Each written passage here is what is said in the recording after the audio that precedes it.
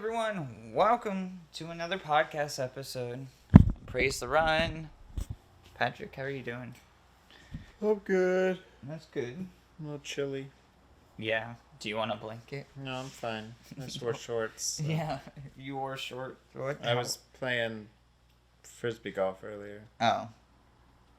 Earlier? Yeah. How early? Like 9. Oh. It was much colder at that point. Yeah, but I was outside, so I figured, Yeah. being outside. It's supposed to be 71 today. Yeah. Yeah, I figured, it's what you do. You wear shorts when you're going to be doing activities. Yeah. It felt good then, but now I'm not doing activities, so it's... Right. How was frisbee golf? It was fun. I've never been frisbee golfing. Yeah, it's like regular golf, but with frisbees, and you're in the woods. No, I don't. That's it. What's regular golf like? You hit a ball into a hole. I've never been golfing before. But you know what regular golf is. Yeah. I've just never like actually that. been golfing. But you've seen it. It's the same thing. You just walk from one end of a long stretch of land to the other end, trying to make your thing into the hole. I don't think I've actually ever seen golf either. Have you ever watched golf? Yeah. Okay. I've played golf. I've played the video games. Yeah, of it's the golf. same as the video game. Except they don't include the walking, I guess. You kind of just skip Yeah. to the next part. Yeah. But I've never watched a golf game before. Hmm. Are they they are games, right? Yeah, matches, games, Yeah. same thing. You just try to get the least amount of points or whatever. Yeah, you're trying to get the least amount. I've been mini golfing before. I think I might get a package today. Here? I don't know. I got something in the mail. Something in my email said that I'm expecting something from the UPS. But Oh. I don't remember buying anything. Yeah. Did you taxes or anything like that? Are they supposed to be sending you a package? No. No. Oh yeah, I don't know. That's weird. Maybe I did buy something. I forgot. That's weird. Yeah, I don't know. I'm supposed to be getting stuff too, but I haven't gotten it yet. Yeah. Hopefully soon. And we haven't gotten anything in the mail in a while. It's been 2 days, 3 days. Oh, interesting. I don't know. Anyways, how's your week been other than that? My week's been super slow. Not bad. I worked and just did a lot of nothing. Yeah. Pretty much. Just kind of did my stuff. Nice. Nothing too crazy. I didn't go anywhere. Yeah. Yeah. I got let go on last Friday. Oh, yeah. So I've just been doing Pokemon stuff. You can go support my Pokemon store at Macari, Mr. Ben Show Pokemon. I'll throw the link down below. But yeah, I've just been doing that. Just trying to get as much cards out and try to sell as much as possible. Right. You can also donate at Cash App Benjamin Lucky. that as well. Yeah, that's been my whole job. I have an interview tomorrow, so we'll see how that goes. But other than that, it's been pretty chill. Yeah. Hanging out. Oh, I did go to the flea market. Oh, nice. Somewhere in Rhode Island, I remember. Yeah. But it was huge. It was a big old flea market. They're only open on Sundays, I think. But yeah, I saw a lot of different card people, and I was like, and I thought of you, oh man, you should just get your own booth over there. Yeah, I want to. The flea market's hard. Yeah, I would go and check it out to see what those guys are doing first before I actually set up a booth, because mine's very collector's niche kind of stuff where people do buy bulk from me every once in a while, but a lot of my customers are looking one specific card to complete a set kind of thing. Yeah. Well, a lot of these places were pretty niche with their... Some of them were vague, broad, just whatever they found in their garage or whatever. But some of them were I only have Disney stuff. I only have... Yeah. Pokemon cards. I only have homemade hats or whatever. Like some of them were very specific puppets, like stuff like that. So it was like a good range of stuff. But everyone that was doing cards was doing it a little differently. Where was the flea market? Somewhere in Rhode Island. I don't know exactly where. My interview's in like Hope Valley or something like that, Rhode Island. It's like 30, 40 minutes away from here. I can't remember exactly. I like that's Kenya, but it was cool. I mean, they only do it on Sundays, but they have like they have this whole indoor section, and then they had like a whole outdoor area too with people had like tents, and it's like a food truck and a tattoo truck. And I wonder how much a booth is. Probably like $50 or something. Yeah, I don't know. I mean, it was pretty inexpensive to get in. It only cost each of us like $1.50. Yeah, flea markets. So yeah, that sounds fun. I would do it. Yeah. I would do a little research first. Next time you guys plan on going, I would go too. Yeah, for sure. We definitely want to go more often because we couldn't even we got there a little later than we wanted to, but we couldn't even really look. We were kind of every once in a while we'd really do a deep dive, but for the most part we were just trying to see everything. So we were kind of glancing. Did you guys find any weird pets? That's always the flea market staple. No, I think this one's a little more.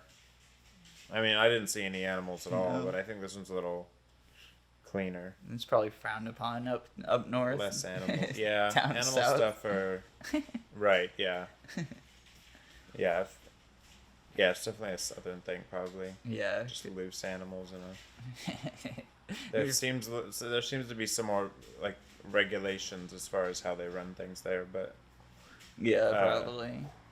It was still cool. I found a cool jacket and. Hell yeah. Yeah.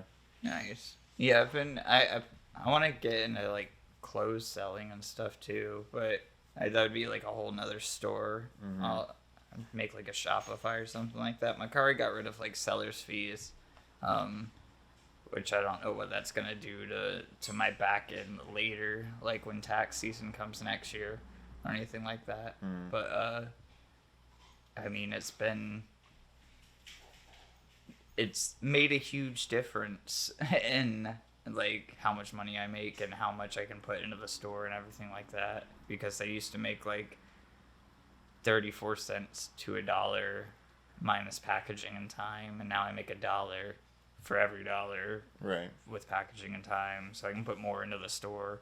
But now I've been it's not just Pokemon, even though this store name is Mr. Ben Show Pokemon. It's I started doing One Piece and Dragon Ball and Lorcana. Lorcana's the really big one that I started getting into. Yeah. It's all Disney shit. There's a lot of really cool Lorcana cards, and they're worth quite a bit of money. Mm-hmm.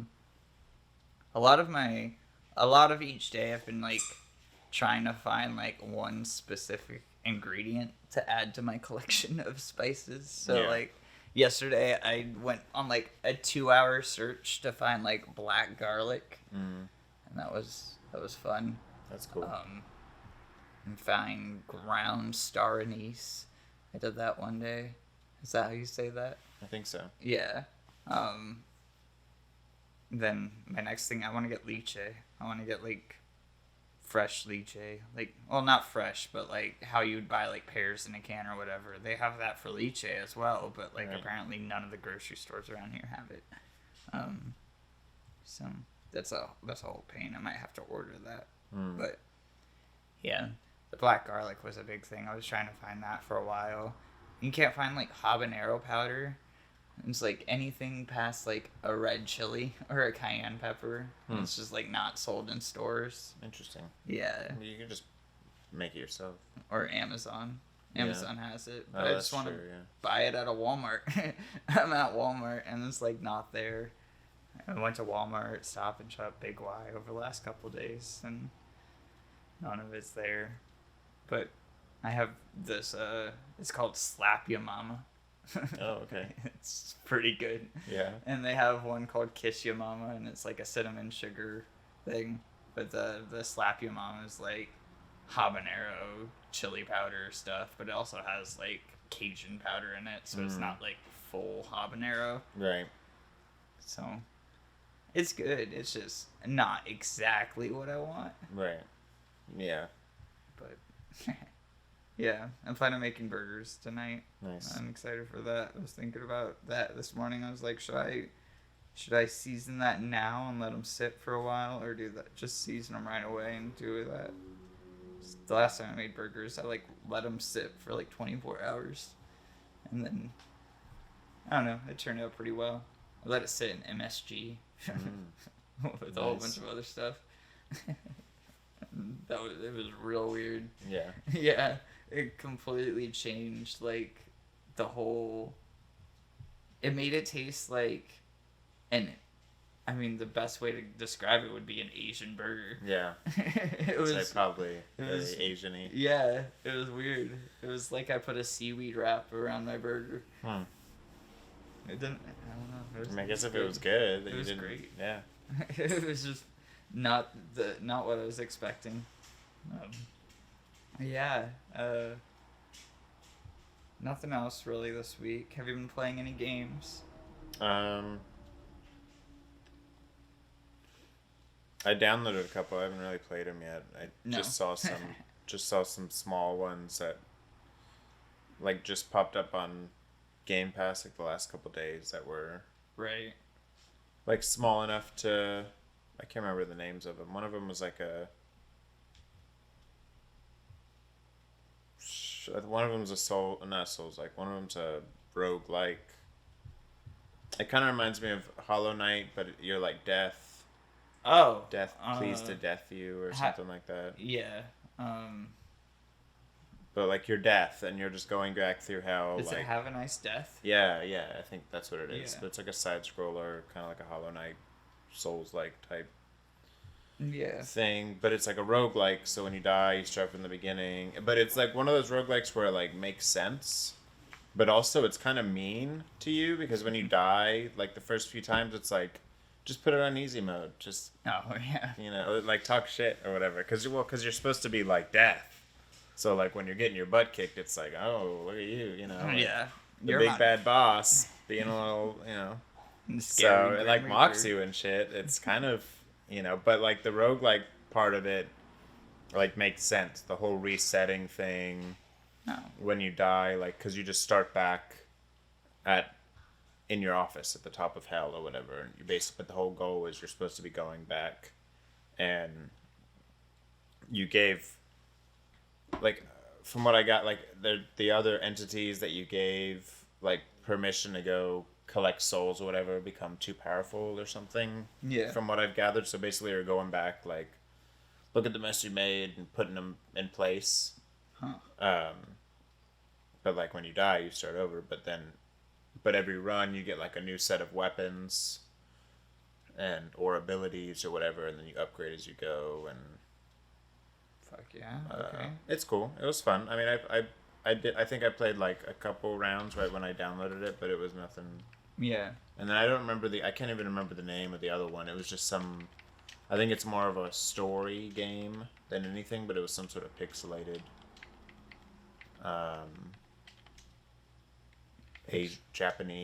Asian story game. I can't remember. It's called like The Whisper or something. Oh, that also came out too recently. It's literally Seeker? The Seeker. I don't know. It's something like that though. But literally, they both popped up on Game Pass like within the last week. Yeah. So every time I see a game that like pops up on Game Pass, it's interesting. I'll download it and. The Seeker looks super interesting. There's a couple of stuff that I saw coming to Game Pass that I'm really excited for. Jedi Survivor also came, which I mean, when I was really sick that last time, I watched that whole playthrough that Kyle Bossman did. Yeah. But playing it for myself, I might want to at some point. I never beat Fallen Order myself. I kind of like got bored halfway through. So I wonder how like going back to Fallen Survivor would be. This is interesting. I mean, like, this game has been, I don't know if also available on Switch, so it's been out for a while. That's what I thought. I was like, it's been It just came to Game Pass in Xbox, but like I Yeah. think it's been on PC for quite a bit. It was on like early access and then came to Switch in 1.0 and stuff. How do you get your power ups and stuff like that? Yeah, I like this combat, man. Yeah, you start off like every time you start off, you get to choose like a scythe, and then after that, you like come across the other two weapons. Can you like animation break and stuff like that in this game? That would be like the one thing that I would want that I haven't seen him do. I don't know. Like if you're like mid-flight. Oh you, yeah, like, you can like stop yourself. there's a Or if you're like in mid-attack. not a roll, like but a not a roll, but when you like dodge. Yeah, a you strafe. You like blink. It's like a blink effect, Oh. almost. So you can Okay. do that whenever. Like you could be mid attack and blink over instead, or whatever. But if you're in the middle of an attack, can you like put another input in and like? Well, yeah, kinda, you like, can. Yeah, like if you're mid attack, it. you can blink over, Ye- or Right. so that's yeah, stopping I wanna, it, yes. Right. I want to. Yes, but could you like, change? Let's. It's hard to explain. Like, yeah, the blink's one thing, but like he does this like super big spin attack that takes a lot that's of like animation. 4 inputs at once. Oh, okay. That's like pressing the same button 4 or 5 times. Yeah, I was gonna say because that's a lot of Yeah, animation. yeah. No, that's to, like, just sit using there. the because your scythe button is always going to be Y or whatever the left X. Yeah. So your scythe is always going to be X. So depending on which one you get, like all of that, that's just him slamming X over and over and over again. Oh. And it does a combo. But if you just press it once, you just throw it once. Or So you don't have like. It does look like he has like directional inputs, but you don't have. yeah, like, you have some depending on the weapon too, because some weapons don't have an up attack. Some weapons don't have a down attack. That's also part of the roguelike part of it, where it's like kind of figuring out which weapons you prefer as you come across them or whatever. Hell yeah. What's the music like? I know we don't have our headphones in. It's turned down all the way. It's like a jazzy kind of elevator music type situation. Like the fighting is different than like the walking music, but it's all kind of like smooth Yeah. jazz. I mean, I haven't gotten super far, so I don't know if it changes, but Yeah. in the first level or whatever, it's chill. Hell yeah. This is sick. It's fun, yeah. It has a lot of different abilities and stuff. The story's silly. It recognizes that you die a lot or a little bit, so it's like, like I said, it talks shit. Yeah. And there's like, this is like, that's a mini boss. There's like mini bosses as you go that you can choose to. Because you go in an elevator, and then you go to the next floor, and there's like 5 floors per level, it seems, or something. Okay. But like, sometimes it'll give you more than one option for what the next floor is going to be. So you can go to like a mini boss or a floor that's called like the vault, and there's probably going to be more money in that one or something like that.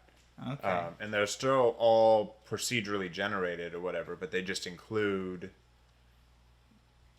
something else that is hinted in the title, it seems. Yeah, that makes sense. Like the boss ones are always going to end in a boss, stuff like that. So, and then as you upgrade, eventually you earn like break rooms and stuff that you can choose from as well. So like if so it's cool. Nice. I have no complaints yet. I mean, it is hard. It's very like Hollow Knight. Like Yeah. you gotta really, you can't just go in there. Very unforgiving. Yeah, very. And it talks shit, which is like also like really mean. Like I fought this guy a few times. Brad. Right. You're a big liar. That's funny. And even after you defeat them, when you go back to beat them again, there's like different dialogue too. I don't know how many different times that happens, but that's another like thing I thought was really cool. There's actually a lot of like non-repeating dialogue. Yeah, that's the hard thing. I mean, I would expect it with like repeating bosses somewhat, but like I don't know, with it also being a Souls like or one of these is like the variety of bosses is kind of like the big thing. Yeah, there's supposed to be, I think there's 6 or 7 like end of the floor bosses, like the red dot bosses at there. But then each path on your way down, there's like multiple little small bosses that you can choose to fight. You don't actually have to go to those floors if there's another option, Right. but they usually give you a little extra something too. Yeah. And then that's the easy mode.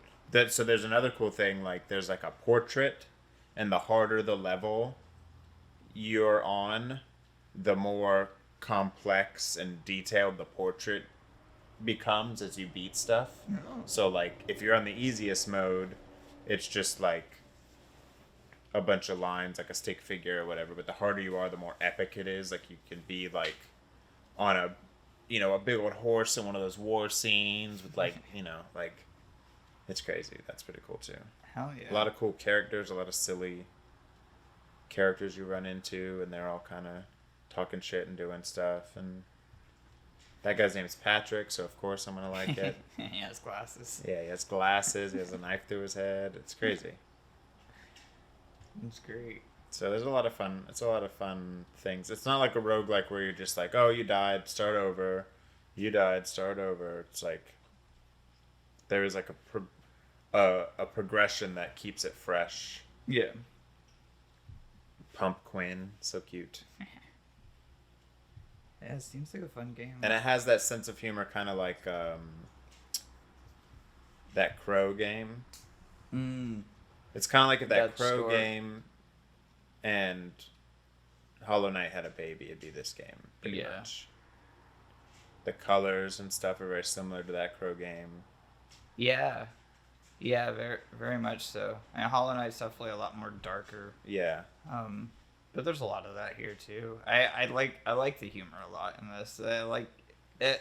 It's every Souls like is very drab and dreary, and like I don't know. I like these harder games. Like it doesn't need to be hard in tone either. This one definitely does a good job at like keeping it light, kind of calling you a noob when you're not doing good and stuff. And that's cool. Oh, and then the crab game, which I only played I played maybe an hour of that. Yeah.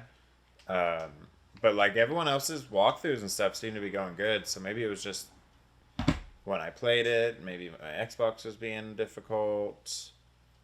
Because I've seen a couple other people play through and they didn't have any issues as far as I could tell. So the Xbox One is the only last gen system that is on. I'm also playing. I'm playing it on a 1S. Yeah. I've gotten like an hour or so. I beat the first big boss of the game. Like the guy that's guarding the cans. Yeah. Yeah.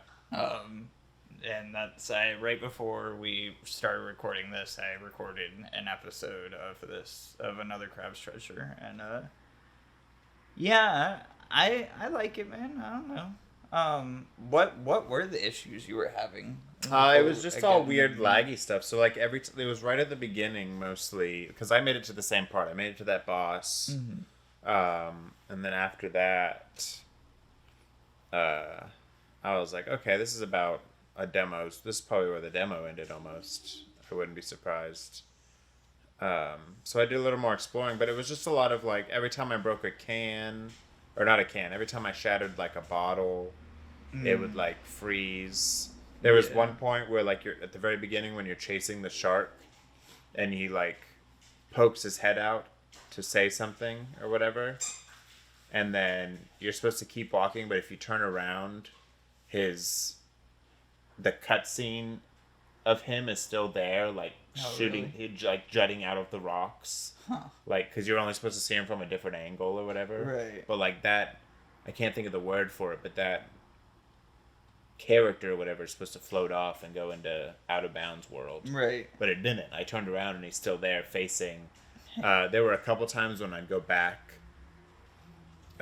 like after I got my weapon, I went back to fight all those crabs that chase you in the beginning. Right. Because I was like, oh, this is like easy level up stuff. Yeah. And then it like reset a cutscene like in the middle of fighting or something, which was kind of weird. Oh, weird. A lot of like, yeah, it was just a lot of weird stuff like that I was like, if this happens the whole game, that's gonna be like impossible. Yeah. To do. So I don't know how I feel about that. So I was like, I'll just wait, and just see. I'll watch other people play. If they don't have issues, then I know it's just me. If there's a continuous issue thing, then I'll just wait.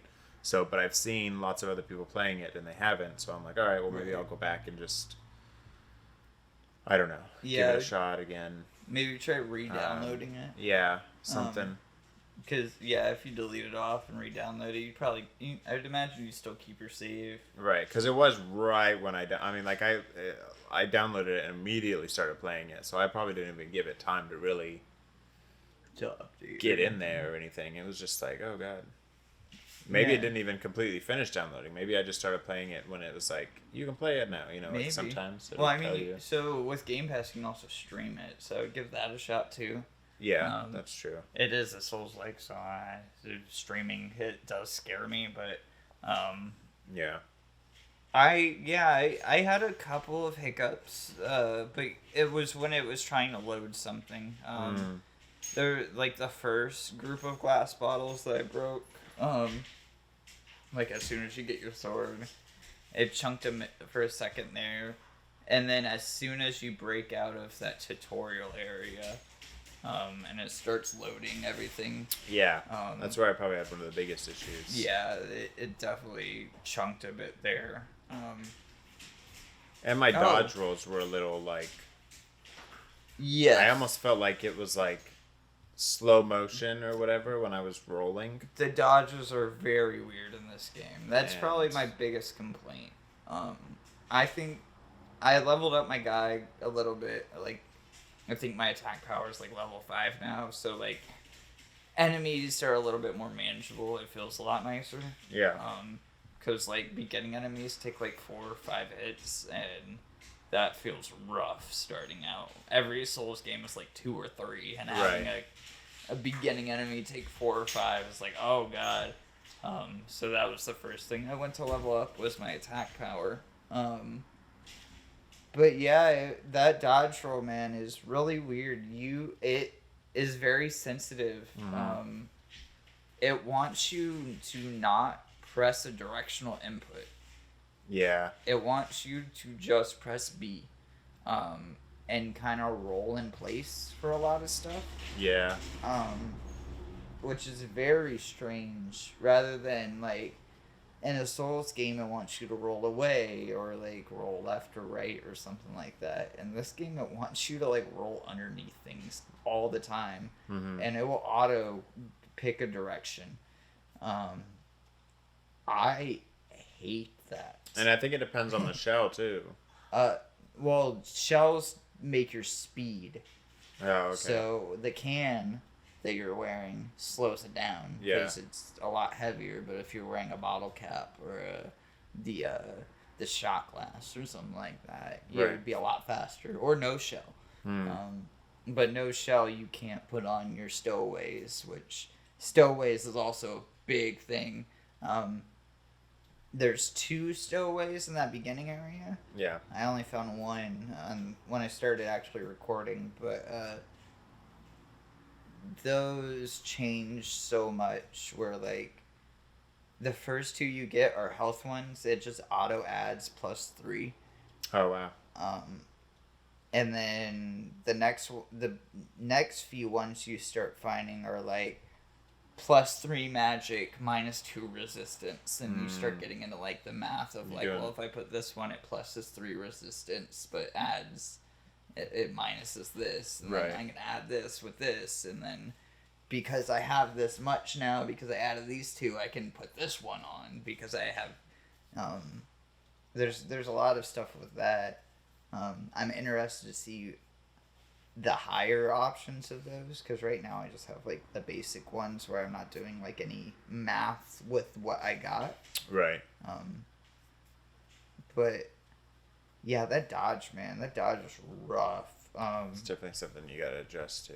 Yeah. But it's kind of like the Liza. I mean, Liza P is the same, where you had to kind of get used to how they do it. Right, which I mean, that was my biggest thing when that demo was out. Was that dodge felt awful. This doesn't feel bad. Yeah. It just is a weird time. It also wants you to start dodging like well before it's gonna hit you. Mm-hmm. Like as soon as you see the guy even trying to make a move at you, it wants you to press that dodge button. And it's very generous with how much room it gives you, unless if you put a directional input. And if you put a directional input, it fucks everything up. Yeah, I hate that because I'm used to the opposite. I'm used to dodging like right when they're about to move. Right. Yeah. As soon as like that, the wind up comes back, it wants you to dodge instead of like right here. Right. It is strange, but it's also like that's when you should be shelling up too. Mm-hmm. Because that's how the parry works, is that it wants you to shell up before they attack, and then release it when they're when they're like mid swing. Yeah. Yeah, but I enjoy it. I'll have a lot more to talk about it when we come back next week. Ideally, I'll either have beaten it or gotten most of the way through it. I don't think it's a super long game. It's a pretty small. It was only 2 gigs, so I can't imagine. Yeah, that's misleading, man. That's true. But, Sekiro is like 15 gigs. Yeah, I mean that's still way bigger though. Right. But that's like the difference of like an indie game or whatever. Right. Yeah, I don't know. The bosses in achievements was like 15 or 16 secret achievements for bosses. So maybe 6-7 hours is what I'm thinking. Depending on how good I am. Right. Right. Yeah, it depends on how much you got to grind out. So that is another thing. Like the damage and like the buffs from leveling up are very significant. Mm-hmm. You feel that level up quite a bit especially like when you get 2 levels or 3 levels up. You're like, oh, this is a big chunk that I mean, like, I went from the dogfish were like 3 hits to I'm one-shotting them now. Oh, yeah. Within like 5 attack power. That's good, yeah. So it's definitely a huge difference. Also, there's like bigger crabs around that beginning area. Yeah. They had dropped like 800 XP or whatever. Microplastics is the souls. Mm-hmm. And yeah, that's like 2 levels right away if you can beat one of those. Yeah, I just went back just that one time after I got my weapon and leveled up just once, beating those. Yeah. Easily. So. But I feel like now that I'm starting to level up faster, it's gonna start ratcheting up how much I need to. And probably, yeah. The pawn shop that the loading screens talk about isn't until you get into the city. Speaking of watching people play, I did watch Kyle Bossman play like 6 hours of it. Oh, nice. So I've seen up to that city point, yeah, which we saw a little bit in that cutscene of like the isopod comes out and he's like, oh, it's a race for the treasure, and then that's kind of like the rest of the main quest of the game. It's not just to find your shell, it's to get this treasure to find your shell. Right. So yeah, we'll see. Let's see how far I get, but I'm excited. I'm excited for Souls-like. It's nice because it's like a Souls-like, but there again, it's like a good sense of humor. Everything's kind of silly. Yeah, no one's dying of the plague, you know? I mean, there's probably still plague, but it's not like immediately brutal.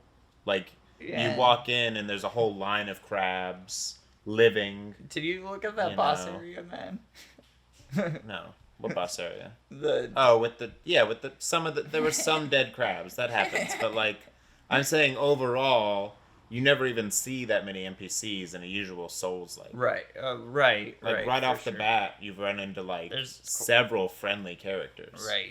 You go to the castle and there's some people. That is the one thing. It's not like necessarily a spoiler, but there's definitely a sickness. Yeah, I mean they mention it right out of the. That's kind of like what they hint at right at the beginning, right? With that first the crab, and then, which is how they kind of lean into the Souls like, but it's still like, you know, people are joking and there's silliness, right. And you know they don't do a job at conveying that the boss is also infected with that, but he is, and that's why he's murdering people. Yeah. They kind of it's very lightly implied that something's because he's just amiss. He's just talking normally. He's not like worthless or whatever the other crabs say. He's just fucking trying to have a full conversation. Right. But even then, like, I mean, that part was. I mean, I guess also because it's crabs, I'm like even less affected by it. Like, who cares? Dead crab children, you know, versus like a Dark Souls where it's real children. But like, still, it's not quite as immediately brutal, where it's like you're already a dead husk of a soul and your life is useless, so figure it out. It's like, I'm just a crab that needs a home, you know? Yeah. So that's nice. I think the whole idea of this sickness is like oil and stuff like that is what it seems like is what we're going to be going into, but I don't know. That's a theory. I've even with how much I've seen Kyle play from that stream, you don't get an answer at all. Yeah, I'm sure. It'll be its own reveal. They'll find a way to.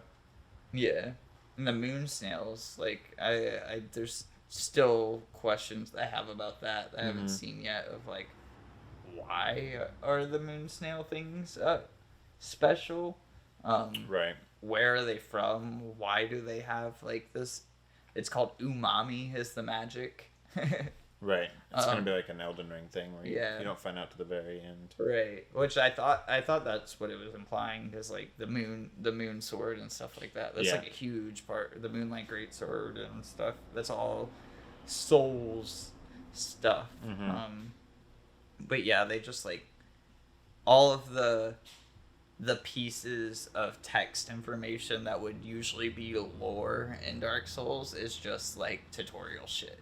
Yeah. So it doesn't help at all. I'm like trying to piece things together and it's not. They don't have that. Which I guess that could be a complaint, but there's a lot more character interaction and like straight up just telling you the story in this game. It's which isn't a bad exchange. Yeah. You just gotta like pay attention instead of going back and reading things, I guess. But right. Well, I mean, with Souls, it was like you read the things, but like you're also there's a lot of environmental storytelling, which this game does have. But a lot of it's like just random trash thrown about in the main world until you get to like the castle, and there's like a couple of little things where I'm like, why is there this hole in the wall? And like, why is like all of these castle parts out in the middle of the ocean all like broken down and like destroyed? Ruins, like sand castle. Yeah, but you get to the actual castle and it's kind of fine.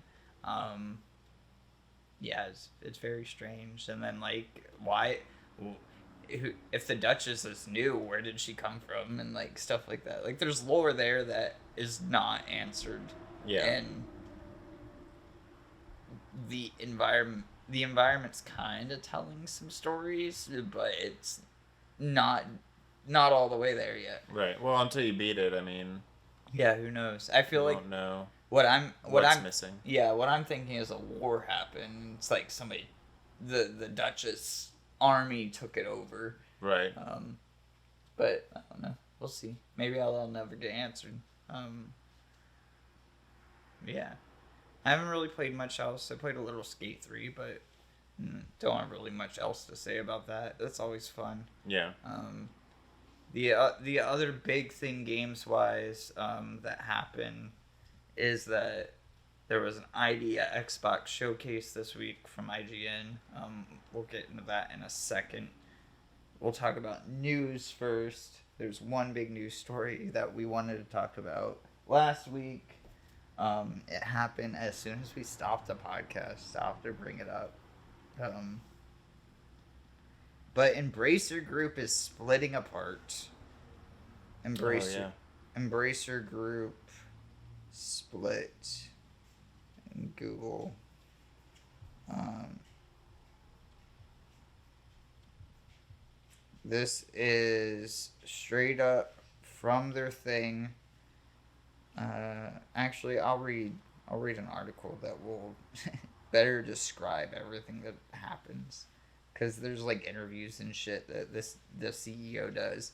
Now, this is from Game Informer, written by Wesley LeBlanc. Embracer Group to split into 3 companies, including one called Middle Earth Enterprises and Friends. Um, Embracer Group, the company that recently sold Star Wars Knights of the Old Republic developer Saber Interactive for $500 million, has announced its plans to split into 3 individual public traded companies. As such, Embracer Group as we know it will be no more. Instead, it will largely consist of Asmodee, Coffee Stain and Friends, and Middle Earth and Friends. Middle Earth Enterprises and Friends. Each of the 3 companies will be run individually and traded in the market with IP and franchises under the Embracer Group umbrella spread across them. The separation follows a rocky period for Embracer Group, which is behind layoffs at companies like Black Forest Games and Eidos Montreal after a planned $2 billion deal fell out with Saudi Arabia-backed Savvy Games Group in 2023. Let's see, this is a direct quote from the CEO. During these past years, the group has made significant investments and acquisitions into a strategy of accelerated organic growth. To further realize the untapped potential in Embracer Group and better optimize the use of its resources, Embracer Group announced a reconstructing program in 2023, divided into different phases lasting until March 2024. Focus of the program has been cost savings, capital allocation, efficiency, and consolidation, while also divesting selected studios. Embracer Group says each of these entitled entities will have its own balance sheet, financial targets, and structure. After this new split, Middle Earth Enterprises and Friends is intended to remain a creative powerhouse in AAA game development and publishing for PC and console. A press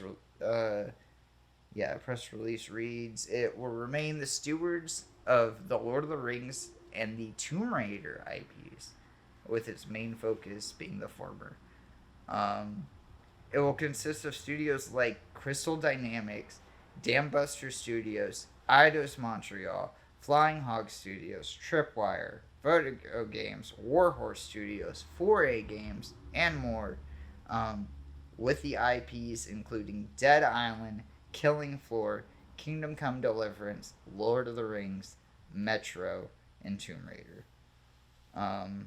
Coffee Stain is pretty explanatory, but Coffee Stain is also getting other stuff slammed into it.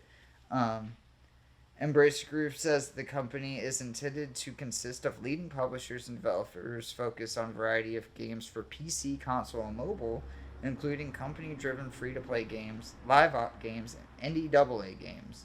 It will operate under 2 segments, according to the company, premium and free-to-play.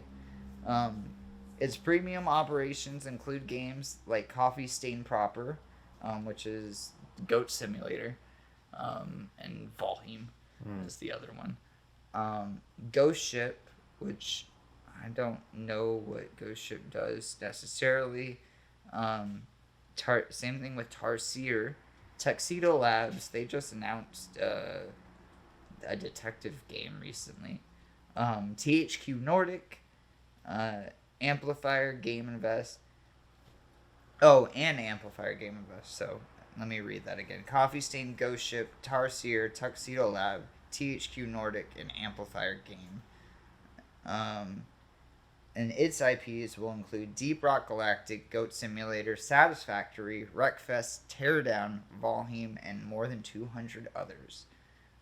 Its free-to-play studios will be Easy Brain, Deca, Crazy Labs, and Cryptic, its wheelhouse including Sudoku.com, Blockdoku, Jigsaw Puzzles, Star Trek Online, and D&D Neverwinter Online. Asmodee is probably the biggest one without you realizing it. They bought this studio a while ago, and this is apparently the reason why they kind of like lost all their money and stuff, is that they bought Asmodee Games. Asmodee is a tabletop company, and they make board games specifically. Yeah. And they make a lot of big board games. This is also the part of the company that probably makes the most amount of money. So much so that the amount of debt that Embracer has occurred is being split apart across these three companies, and all of the debt portion of it is just going to go to Asmodee to make it back.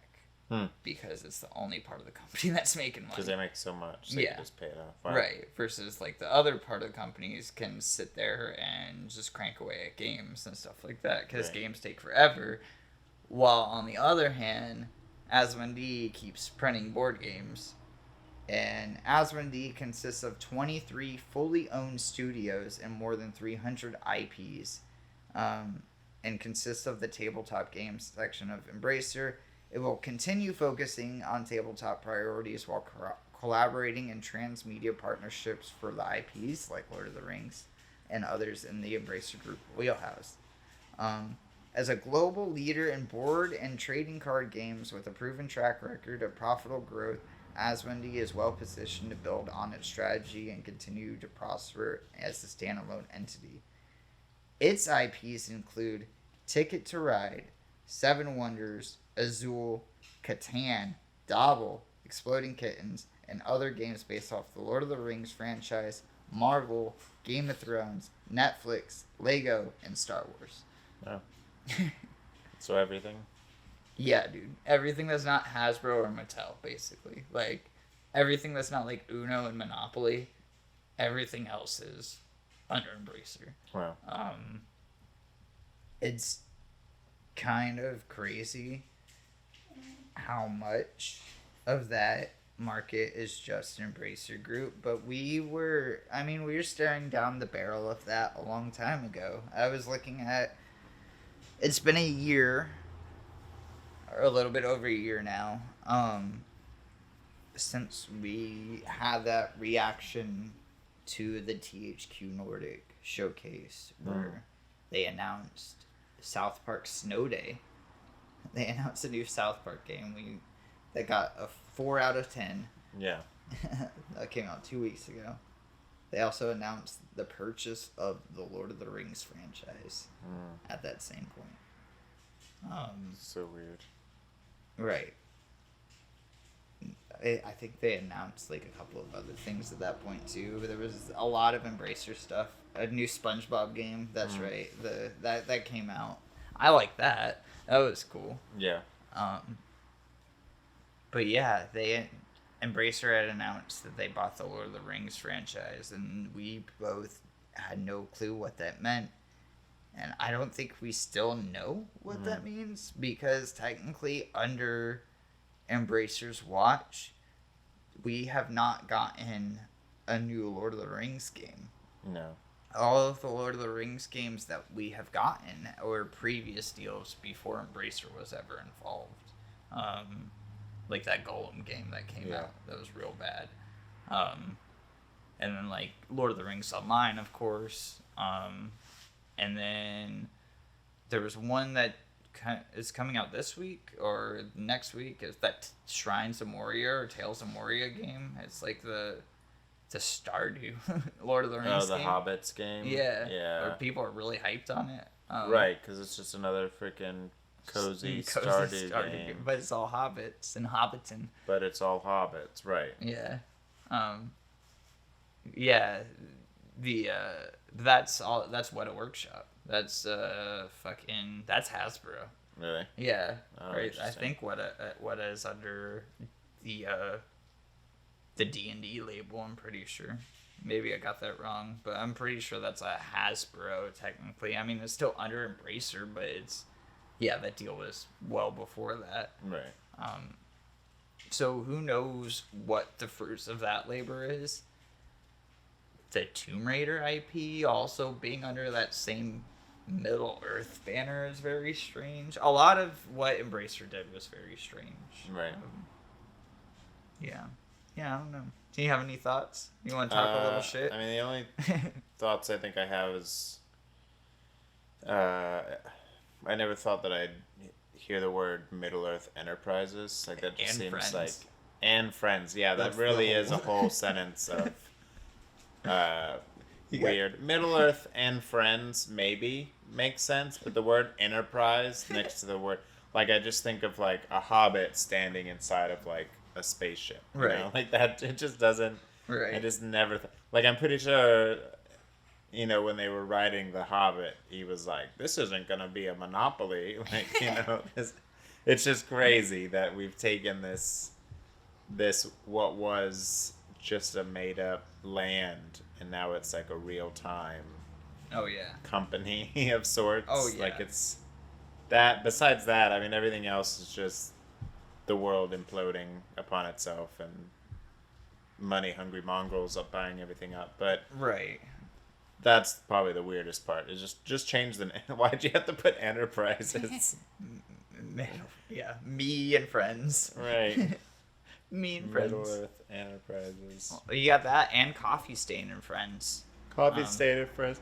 And then Asmodee is the only one that's staying the same. Also, yeah, calling it and friends is also weird because that makes me think of. I mean, this might just be me, like a niche thing, but I always think of like comedy shows where they do a lot. Like the big thing that a lot of comedians will do is, especially once you become established, is you do like a Bobby Lee and friends. Yeah. And so you just bring all your comedian, but like almost every comedian's done one of those, like Patrick McKinstry and friends, where it's like me and a bunch of other guys. There's Netflix has done it a bunch of times, but so thinking of that like in video game terms is just silly because it's like you're not actually friends. Right. You're just a bunch of businesses. Right. Especially after I was going to look up Embracer Group layoffs. Yeah, exactly. Even adding the word and putting the word friends in there, like, oh, all of a sudden we're really friendly. Don't mind all those people we've fucking let go. We're friendly here now. This is February 15th of 2024.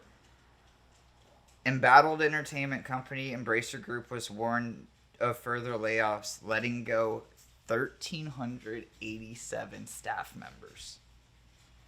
In June 2023, Embracer Group began a reconstructing program that resulted in the loss of 1,400 jobs. Where's another one? Embracer Group has now laid off 8% of its staff. 29 games lost isn't enough. Embracer Group cancels Deus Ex. Yeah, but now they have and And friends. friends. The company has already closed Campfire Global and Saints Row developer Volition. Jesus, dude. But at least It's now they insane. have the Lord of the Rings. They're waiting on Saudi money. It's so silly. Yeah, but I mean, other than that, I don't have any. It's just gonna keep. I mean, hopefully it doesn't keep getting worse. Yeah. But I feel like eventually we're bound to plateau and kind of start picking up again. But it's like a weird time for digital art in general, Right. and writing, and Yeah. everyone's striking for a different reason and stuff. Yeah. I mean, the economy in general, it's just like, Yeah, that too. We're trying much- to create new content, but also no one can eat 3 meals a day. So it's Right. like, yeah. Everybody's trying to pay bills, but nobody can pay them all, and kind of sucks. Speaking of layoffs and stuff, here's another one. Take-Two reportedly shuts down Roll 7 and Inter 7 games. Private division suffers layoffs. This is from GameIndustry.biz. James Batchelor, editor-in-chief there, wrote this. More details have emerged about the ongoing layoffs at Take-Two Interactive, with reports suggesting the publisher has shut down 2 indie-sized studios. Bloomberg reported it has seen internal documentation that reveals UK developer Roll 7, known for its Ollie Ollie series and Roller Drome, is planned for closure, with the developer working on severance agreements for affected staff. The documents also detail plans to close Intercept Games, the Seattle-based studio behind the Kerbal Space Program 2.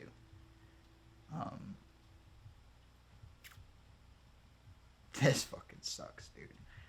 Both studios are part of Private Division, Take-Two's label for publishing indie games.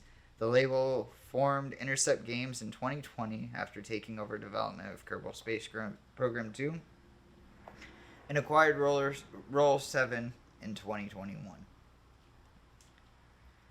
Take-Two is also the developer of 2K games.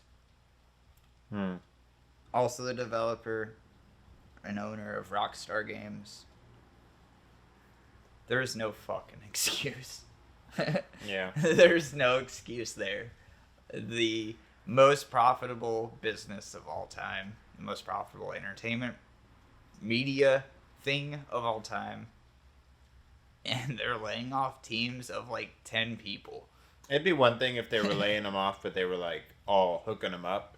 Right. It's like, all right, we can't continue to pay you forever, but here's a good severance package that'll get you for a decade or something. Right. You know? If these people were in America, they'd be fucked. Yeah. It's because of the UK laws, like, is because they have a heads up. Mm-hmm. It's because they have, like, a severance package. I mean, like, who knows what kind of deal they sign when they were bought out and stuff like that, because again, these studios are like 5 or 10 people. These aren't the 400 people at Rockstar San Diego or whatever. These are very small teams that make games that cost like $100,000, you know? I mean, Kerbal Space Program 2 has been in development for a very long time, but it's been in early access for like 2 years now.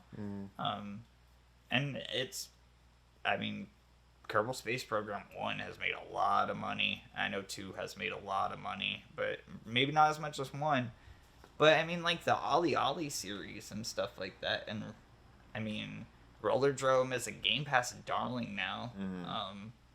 Yeah, it's insane that what was the point? Like, why did you buy why? Right. Like, I imagine that 2020 was very hard on these teams, and they needed a way out. They needed a way to put food on the table. It was a very scary time for everybody in 2020. So, Take-Two and the Private Division sector bought these studios as a part of their indie division label. It's published like The Outer Worlds from Obsidian. I mean, Roller Drome, of course, and Ollie Ollie World. I was trying to think of another big game that just came out. I felt came out pretty recently. But Private Division puts out shit constantly. And all of their games, indie darlings or not, you know, have sold well over 1 million copies. Just alone. I don't understand where we're at as like an industry, like as a people. Like, it feels like we're just slaughtering things constantly. There's the entertainment.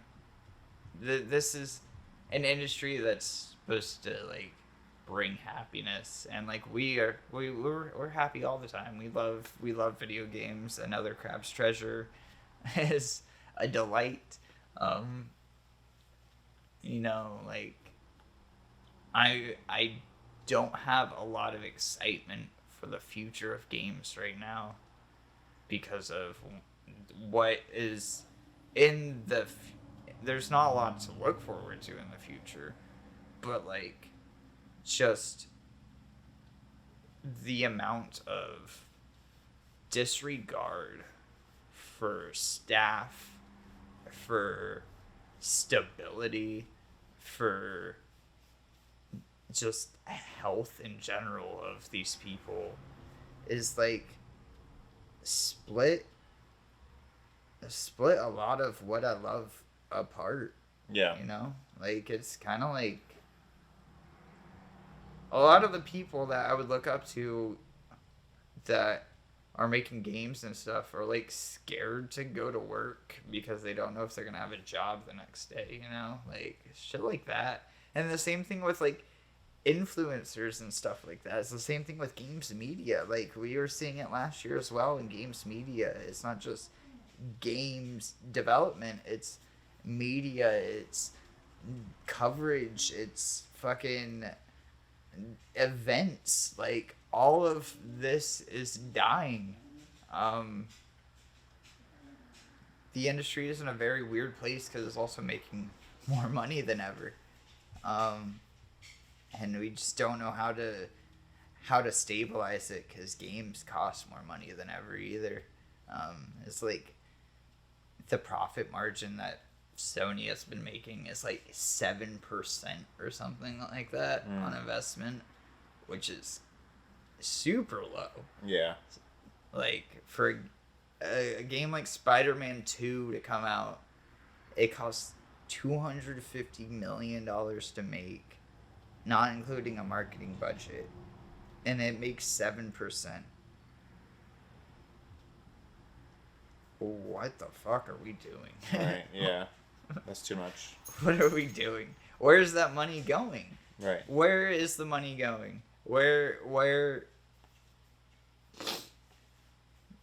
I mean, we talked about Bobby Kotick getting paid $140 million in bonuses and stuff like that, and CEOs. I mean, like, what, the EA CEO took away, like, $40 million in his Christmas bonus or whatever. It's, like, ridiculous shit. That's crazy, yeah. We can do so much better. And we used to do so much better, you know? Like, you have stories of game developers that were like QA testers, and because games were so profitable, they were all driving like Lamborghinis and shit. Like,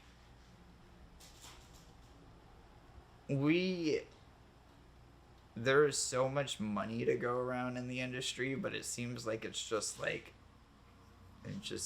being burned. I mean, the same thing with the economy too. I mean, we could talk about that as a political thing and where all the money is going in the government and stuff, but not just at it's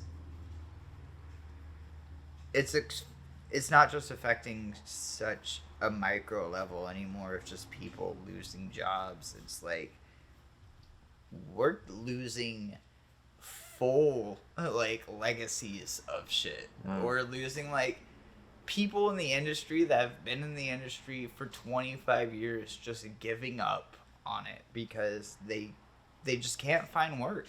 But all these studios are laying people off. And then the other flip side is that you see all of these people get laid off, right? Or like IGN's a great example of like they like to just lay off one or two people at a time and then hire somebody new that's right. way underskilled and underpaid compared to what the person was beforehand. So you have people leaving the industry in the games media as well that have been here since I was a child, leaving because they don't have a home anymore, you know. And the industry is just disregarded all the people that love it, you know. It's very weird. It's very strange. I don't have I don't have a happy topic to go to from that. So, news wise, so we'll go to the Idea Xbox event. I mean, all right, that sounds happier. Yeah. the I mean, yeah, new games. New games is happy. This being an IGN event means it's gonna be filled with like ads and stuff. But let me pull up a list of all the games that were announced here. This was a small little event. I wasn't the biggest fan of it. Not if it was like how they have been doing these kinds of like showcases and stuff, I feel like I would have gone a little bit nicer on this, but they did the weird thing where they have like people talking in between it and stuff. Yeah. And they're like making jokes and stuff, but they don't pertain to the game that they're talking about. Yeah. It's just like they're just doing some weird shit. But ID at Xbox showcase. I'm gonna bring up the rundown of it all, so we don't have to sit here for the whole showcase. This is from IGN itself. Taylor Lyles has written down everything announced at the ID at Xbox April 2024. Microsoft just held its latest ID at Xbox digital showcase, showing many fantastic indie games headed to Xbox and PC. From existing games, getting updates such as Power World, Vampire Survivors, and details existing on 33 Immortals and Lost Records. So the first game we see here is Astor Blade of the Monolith. It is out May 30th. Yeah. Originally announced Monolith Requiem of the Ancients before rebranding. Players controlled the titular character Astor as he ventures off to unravel the mystery regarding the disappearance of the Ancients. After that, we get a look at 33 Immortals. It's getting a closed beta set for late May. We've seen this game quite a bit. This is from the Spiritfarer people. If you're looking for a co-op roguelike game with 32 of your friends, 33 Immortals is the game for you. The top-down action game has beautiful hand-drawn visuals reminiscent of Spiritfarer, combined with constant on-screen action. From something like Vampire Survivors, 33 Immortals is set for closed beta on May 24th. Power World's getting an update. There's not really a lot of details on that. After that Power World update trailer, we get a small little trailer for Commandos Origins. Claymore Game Studios has provided a new look at the next entry in the Commandos franchise, subtitled Origins. Set in World War II, players control Jack O'Hara, or one of his 5 companions in the series. Commandos is like XCOM. Oh, yeah. Yeah, but like set in real time. It's like, it's a straight up war tactics kind of game. Oh, okay. And then we get a trailer for a 8-bit horror game. This one I will actually skip to because this trailer is fucking sick. Power World, Commandos, should be right after that. It will play an ad. Maybe not. Centum is an 8-bit point-and-click adventure game coming this summer. If you like 8-bit visuals and point-and-click adventure games, Centum might be worth adding to your watch list. The gameplay from the reveal trailer reveals that the game will shift between medieval and modern settings. Centum is out this summer. This game looks fucking sick, dude.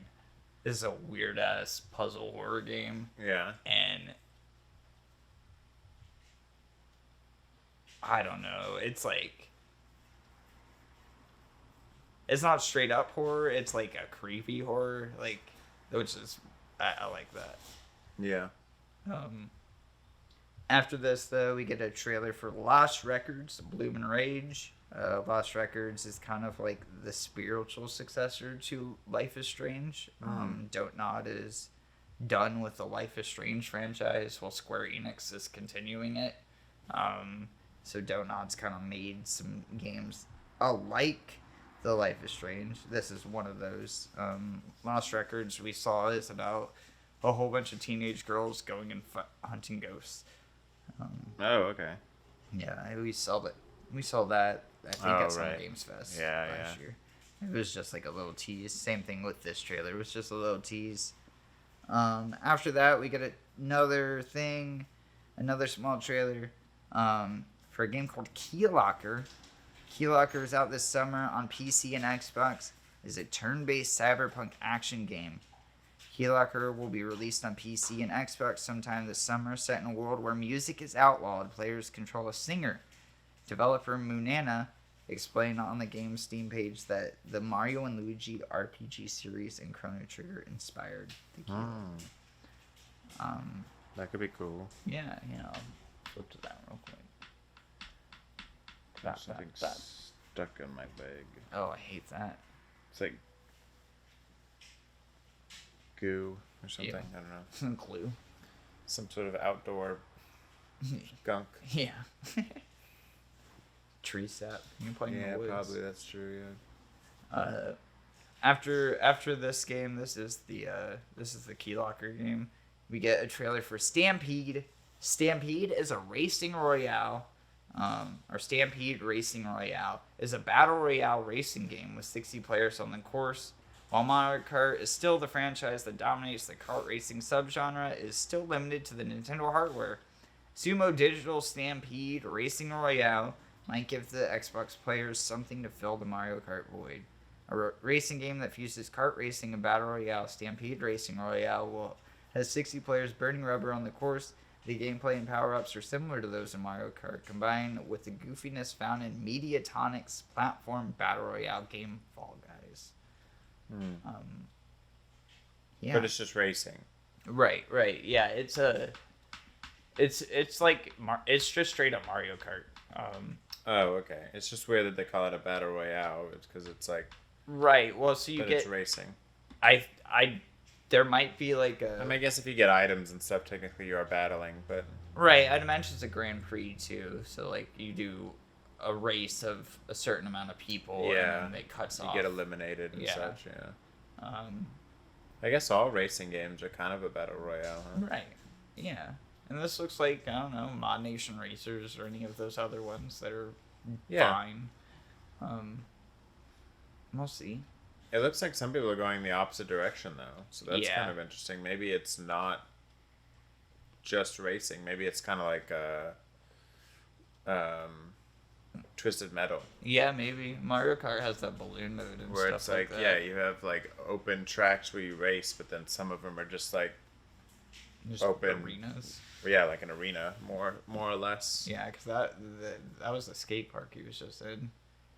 Yeah, because there were people going the opposite direction, and that'd be cool. I mean, paths. Yeah, I'm down.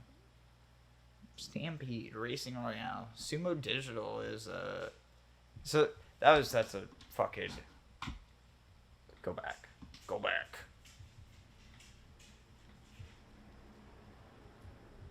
You're talking about indie games, right?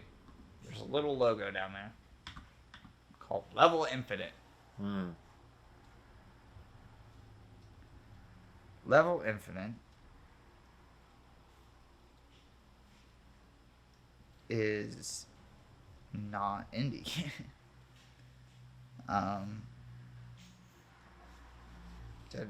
Level Infinite is a video game publisher headquartered in Amsterdam, the Netherlands, and Singapore, and a subsidiary of Tencent. Level Infinite has their hands all over this indie showcase. Yeah. What the fuck? That's weird, yeah. What the fuck? They're sneaking in. Yeah. This is not an indie game. I mean, the studio might be Sumo is an indie studio. Sumo is the Plague Tale team, right? Sumo Digital. Yeah. Yeah, Plague Tale. Video games. I thought so. Games. They also did a whole bunch of other stuff. Yeah, they do a bunch of crazy stuff. I could have sworn they did. Games ported. Games co-developed.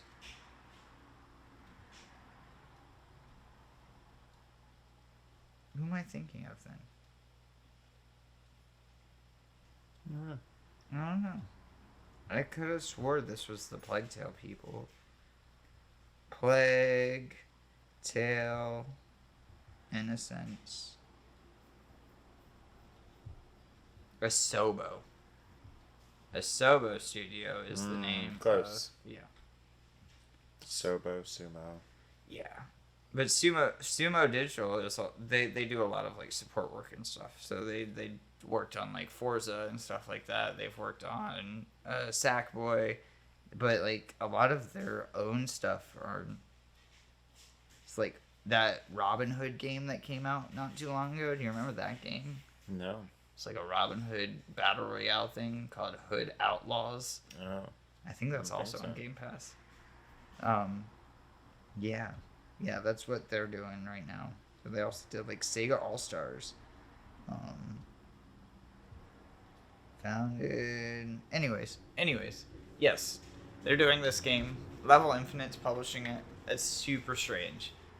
Why is Level Infinite involved at all? The next one's probably the biggest announcement, I think, out of this whole showcase. The one that got the most traction, at least. Yeah. Let me pull it up real quick.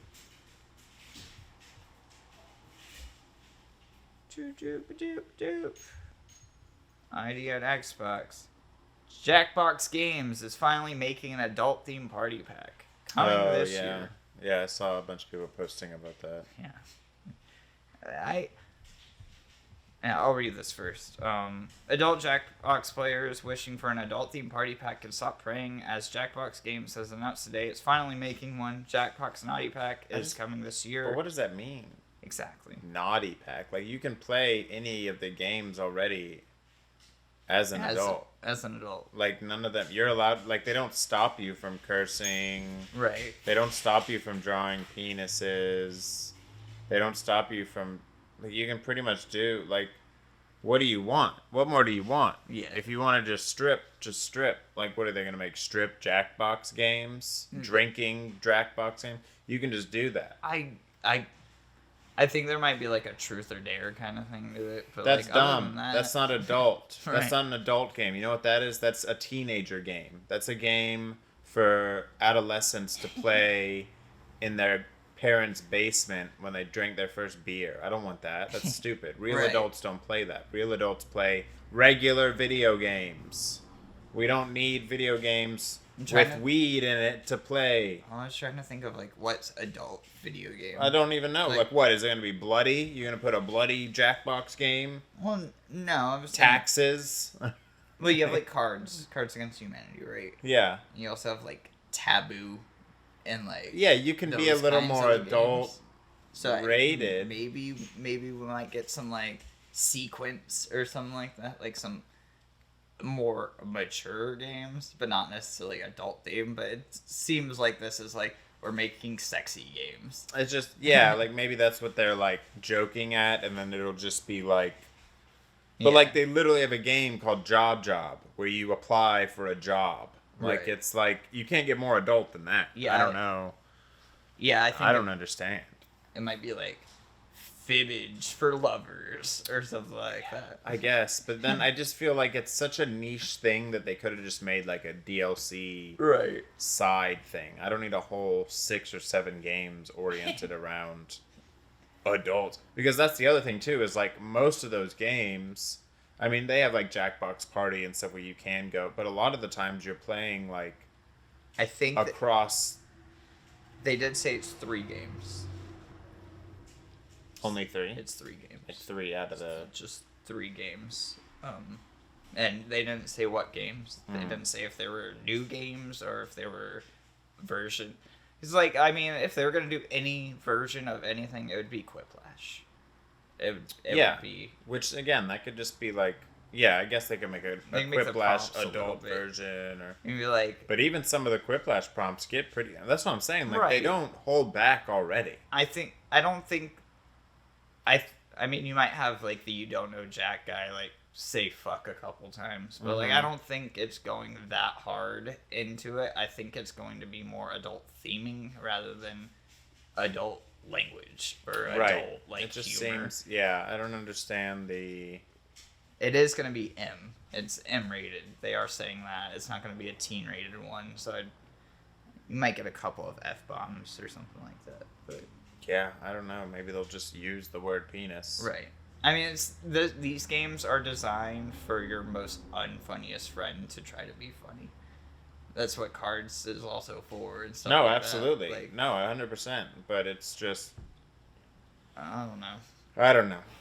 I'm excited to see. I mean, I love Jackbox games. Yeah, right. So I'm not like it's just like a naughty pack. Like what? Yeah. Don't ruin games. All right, keep your sexual fantasies to yourself. I don't think.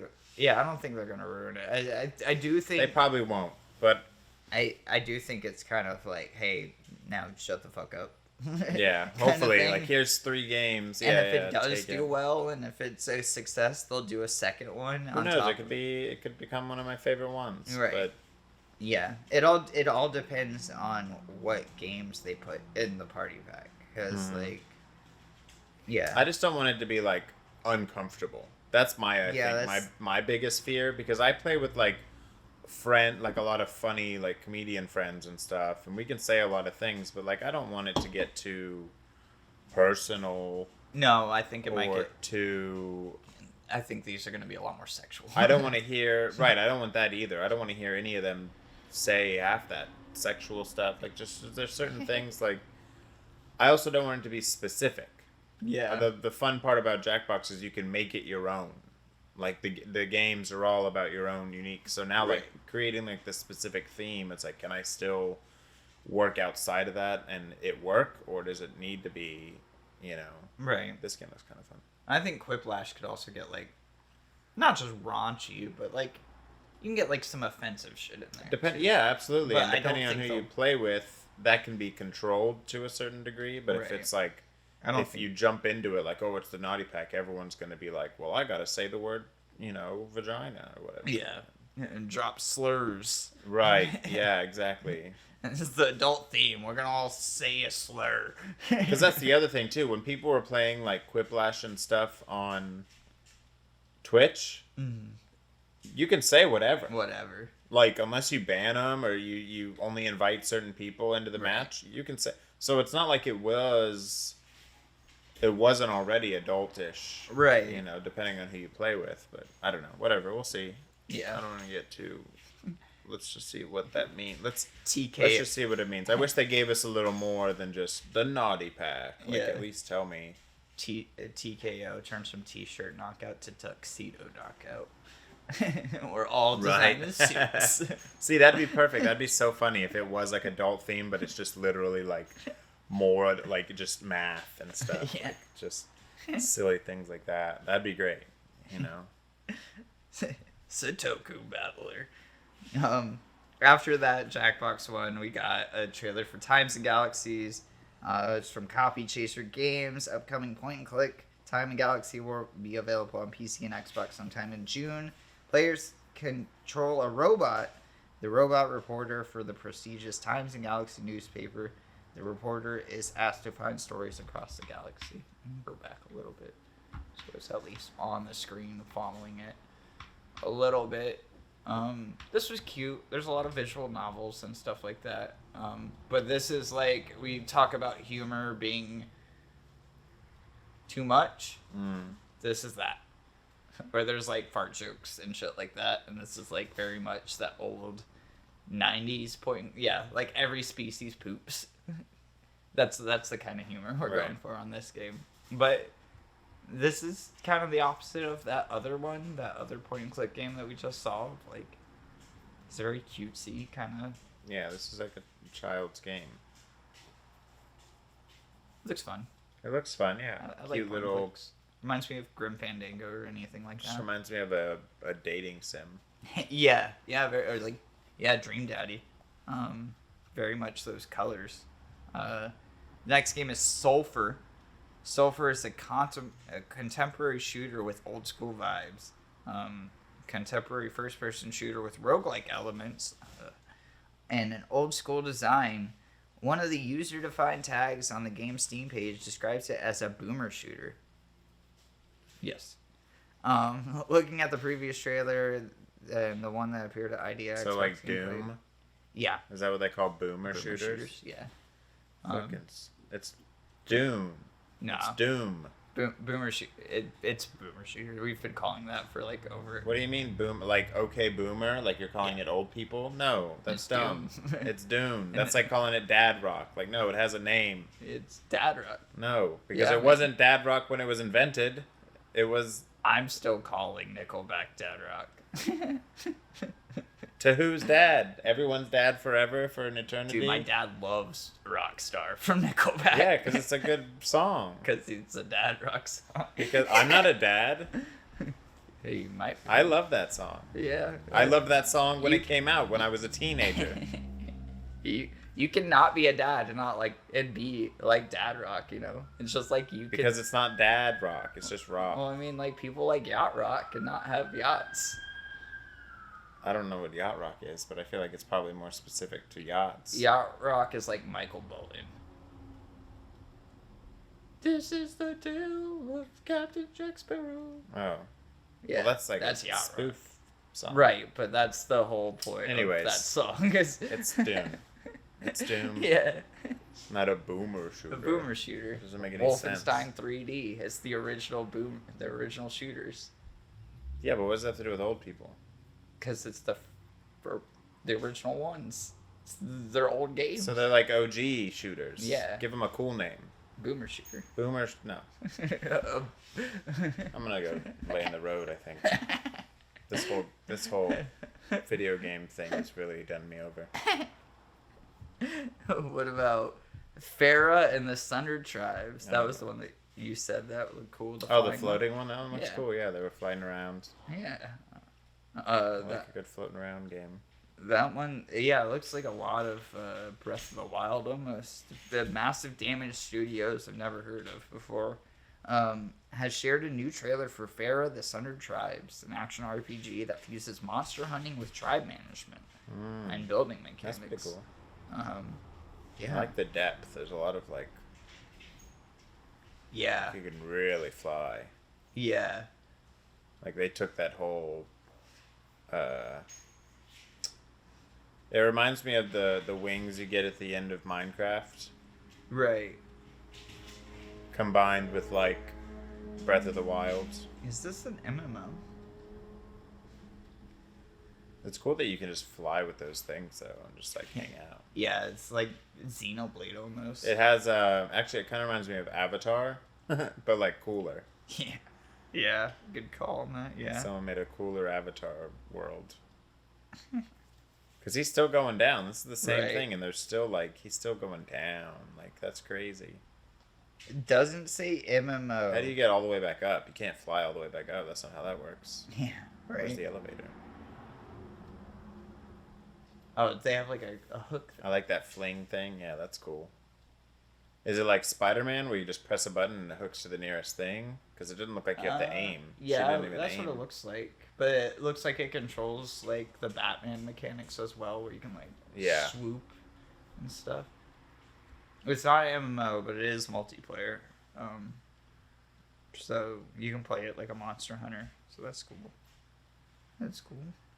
I like Very it. vast, yeah. Yeah, I wonder how much of the town building mechanics there are. We don't see a lot of that. And I in haven't this seen him trailer. build anything or collect anything for that Right. matter. Right, and that's kind That's of like cool though. You can pet. the Monster Hunter thing. Oh, you can like tame them. Okay. Cool. Nice. It very looks nice and look very pretty. Yeah. Yeah, I'm down for it. A lot of these games, and we'll talk about it after, but there's a lack of Game Pass here. Hmm. A very strong lack of it. Um, this game is called All You Need Is Help. It's a quirky puzzle game from the creators of Pixel Junk Monsters. If you are looking for a silly but cozy puzzle game, Pixel Junk Monsters creator Q Games' next project, All You Need Is Help, is hitting the sweet spot. The trailer indicates that this puzzle is a multiplayer game in which players have time. Players have time and need to place puzzle pieces in the correct position. All You Need Is Help is coming out this fall. Um, there's a cute little song that's playing, but it looks like a fun time. You know, like little Tetris pieces, and then it has like you try to make the shapes like snipper clips almost. Yeah. Yeah. Yeah, it looks neat. You're just a bunch of different shaped pieces. Yeah. Doing the thing. You get to customize your little blocks. Puzzle-y. I think I'd probably only play it by myself. Yeah. Well, this next one you can play by yourself. Tales of Iron 2. Whiskers of Winter gets a new trailer. Still no release date. Oddbug Studios' upcoming Souls-like action RPG Tales of Iron 2. Whiskers of Winter got a new trailer ID of Xbox flaunting more of its comic book 2D art. Players will also control Arlo, who is on its quest to defeat giant beasts and bandits that are scattered throughout the world. Have you seen Tales of Iron 1 before? I don't think so. It's a 2D Souls-like where you play a mouse. It's pretty fucking dope. I always get this confused with another mouse game that is like an XCOM 2D game. But this is not that. This is very much like a Blasphemous or Assault and Sanctuary. I was say it's very blasphemous-y. Yeah. I think Tales of Iron 1 is on Game Pass, though. So it'd be worth checking out. I'm gonna look up that. It also has that art style of like Pentiment. Kind of. Very highly detailed, but still kind of flashy. That's a pretty game. After this one, we get a small trailer for a game called Hangry. Hangry briefly appears. Hangry is a snack and slash RPG in which players hunt down and eat monsters. Yeah, like you said, it's a brief trailer, but it's kind of a whatever trailer. You just play as like a beat 'em up dude. Oh, come on. A beat 'em up dude in like this weird sci-fi cyberpunk universe, but it's like Serious Sam almost. This looks like a game from like 2007. I was gonna say, this does not look like a new game. Right. Yeah. After this is probably the most batshit announcement. Promise Mascot Agency is the next game from the creators of Paradise Killer. Paradise Killer is a batshit game in general.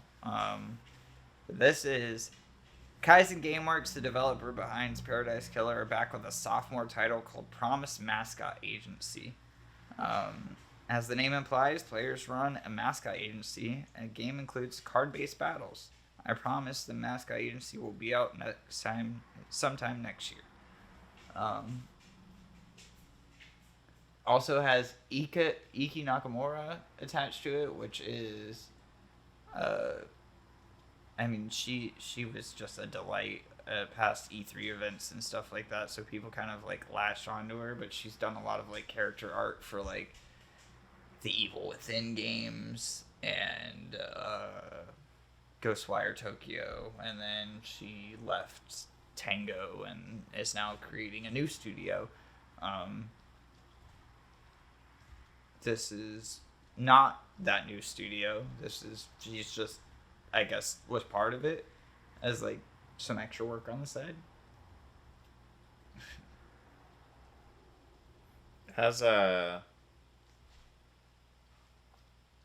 It kind of looks like a side game you'd play in fucking Yeah. like a dragon. Or No More Heroes. Yeah, Right, dude. it's very much like, even like the art style is kind of similar, the silliness of it, you know?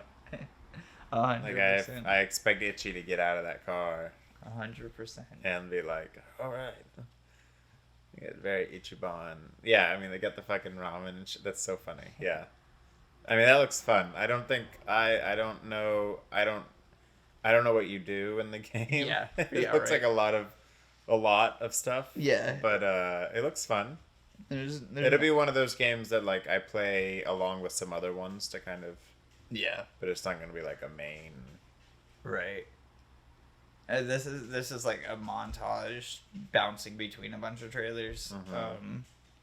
This is 5 games published by Gamera Games. The indie publisher Gamera Games appeared at ID Xbox, revealing that 5 games, Depersonalization, Firework, Volcano Princess, Kelp Earth, and The Rewinder, are all headed to Game Pass. All these games were released initially on PC before today's announcement. Kepler. Yeah. I think they're on Game Pass now, as of now. The Rewinder was the one game that I thought you were talking about. If I see it, I'll tell you. This looks cool. It actually looks similar to this, but Firework. I don't think it's this. But this looks cool. That's PC only, I think. Volcano Princess. Yeah. Whoa. Yeah, it says down there. I think so. Firework was PC only. And consoles.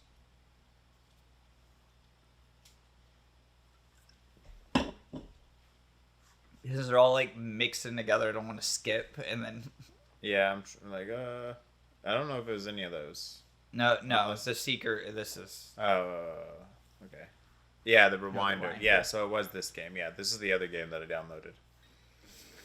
Because it looked really weird, but also like not super hard. Yeah. As far as like a Dark Souls would be, you know.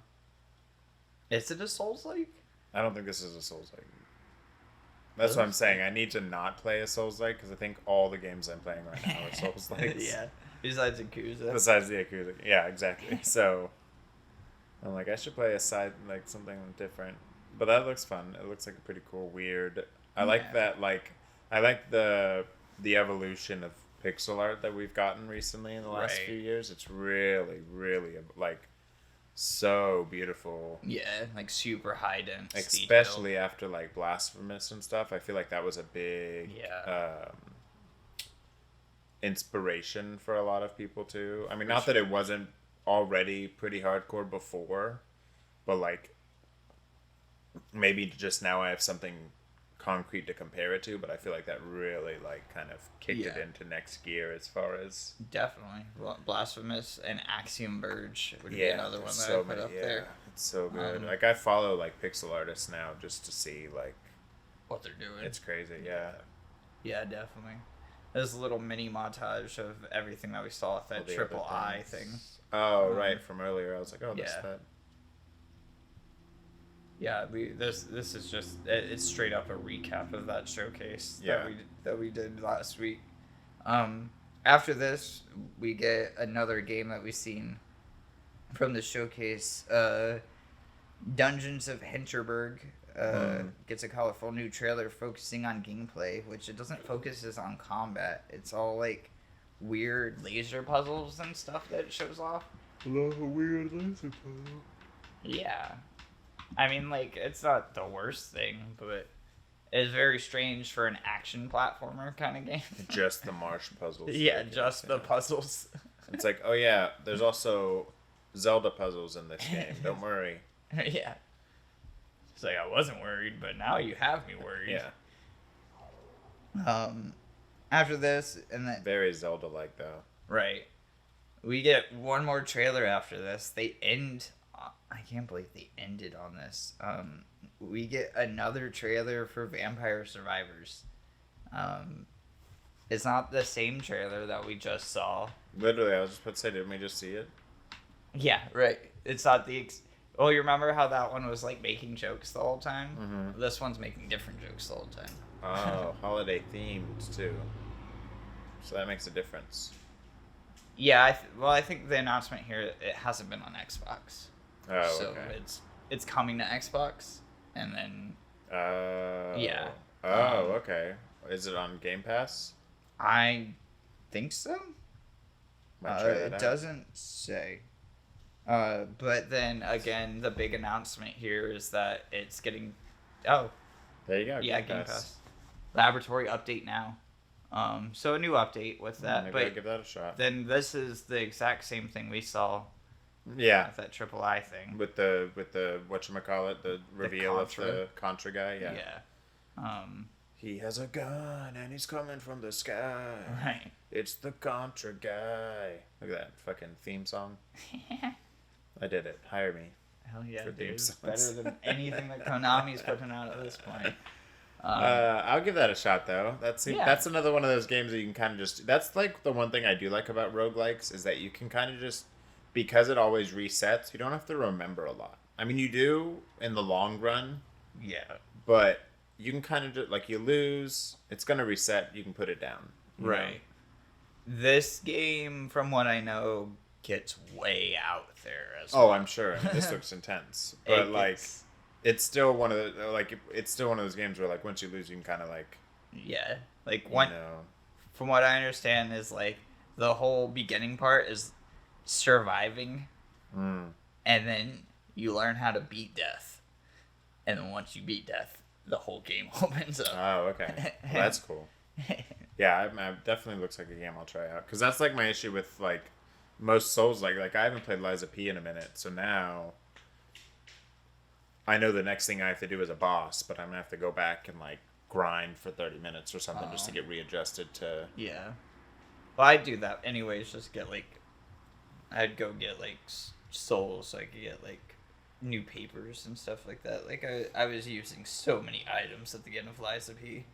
There's, like, fucking so many different, like, acid gears and fire gears and, like, bombs and shit. Yeah.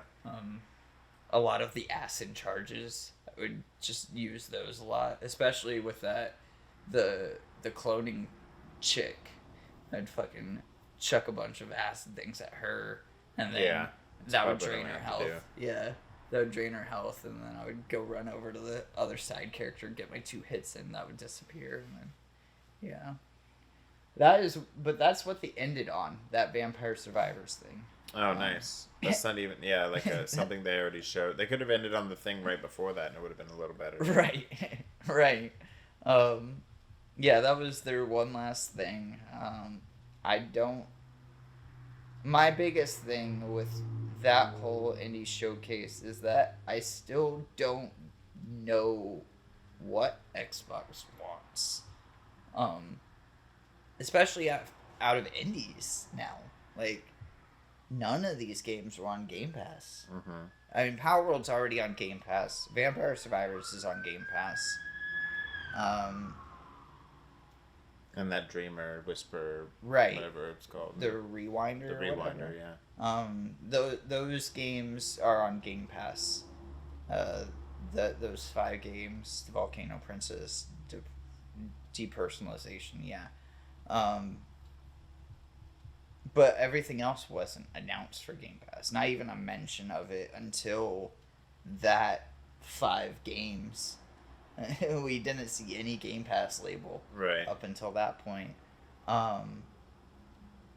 It is very strange. It's I didn't realize they had so much in depth for this game. Oh yeah, dude, this is it's not even out, and people are breaking it down like this. That's crazy. That's all IGN does, man. outside of this, they just do like trailer breakdowns and stuff. Yeah, it's I don't know. It's a very strange place for Xbox being like they are reported to be like the lowest selling console right now, but the most sold software developer right now. Just because of them owning everything. Right. But again, the service is kind of the big draw for Xbox, and they're not doing a good job here promoting it. And I don't know if it's because this is an IGN thing. There's a lot of weird hands thrown into this of like, this is IGN presenting an Xbox showcase sponsored by Xfinity. And then it's filled with a whole bunch of Level Infinite shit. Which is just strange. Yeah, a weird collab. Yeah, for indie games especially. Right, yeah. Yeah, very strange. Very strange. That's really all the news I have is after these games. I think they started like doing like deep dive like demos and stuff. Yeah, here's that store game. This is probably the game that I'm most excited for. This is a Souls-like. What have you thought? Oh, really? Yeah. That makes sense, yeah. Yeah, you got your dodge rolls, you got your parries. It looks cool. Nothing, like, Yeah. really draws me into it. This isn't it doesn't look super punishing, though. Like... Yeah, they're, like, waiting. They're kind of waiting outside of the circle to attack and stuff. Right, your health just regen. That might also be a demo thing, too. Yeah. Just, like, to help. Well, like, the damage output on them isn't that high, either. Yeah. It's like... Combos are a big thing, too. Yeah, you can take, like, 4 or 5 hits. Oh, no, the green bar is the health. He got hit twice. And that was it. Yeah. Yeah, it looks fine. I don't know. Nothing too crazy. It looks cool. Nothing, like I said, nothing about it's really calling my name as far as, like the crab thing at least had, like, it was a Souls-like, but it was different in the way of, like, the shells are really the big thing, Right. not the weapons and stuff like that. And, Right. But this looks just like chibi Dark Souls. Yeah. Which isn't a problem, but I'm playing so many at the moment that you're going to have to step it up. Right. I think this is gonna be closer to like baby's first Dark Souls kind of thing. Yeah. But it'd still be fun. I don't know. I'd like to see boss battles. This is the big thing. Is like once you start throwing bosses, Yeah, it definitely could escalate a lot too. I mean, it could all start really, really simple and then just have a huge huge curve. Curve, yeah. That's, I think, would be an interesting Souls-like thing. Like, start off simple and then something happens somehow. It's like it looks like you have your full health bar, but then you also have like 3 revives or something like that. Or maybe those are just straight up heals. Maybe that's what that looks like. But if this is just a demo, she could already be souped up. Yeah, that's true. Like, your bar probably doesn't start that big. Oh, yeah, for sure. Yeah, and then she has like all of her abilities already and everything. Right. Yeah. That'd be cool if they did like a kind of like a God of War type thing where you start off kind of souped up, or like a Prince of Persia, and then like Rip a it all quarter away of the from you. game you just like lose it all. Yeah. And Dark Souls does that too. Was it Dark Souls? No, Elden Ring did that, right? Elden Ring, well, I guess they all kind of do that. You start out and then they kill you instantly. Right, yeah. You got to start out dying. Well, I guess you don't necessarily get everything ripped away from you that early. Another Crab's Treasure does that. You start off with your shell, right. and then your shell is like true. super. But I mean, you beat get up. to play it'd be cool if you played with the as shell for a minute, and like unexpectedly, it's like, Yeah. oh no, you thought, but actually, you lose your shell or something. I Right. don't know. But no, it looks cool though. Hell yeah. It's like Kingdom Hearts 2. Yeah.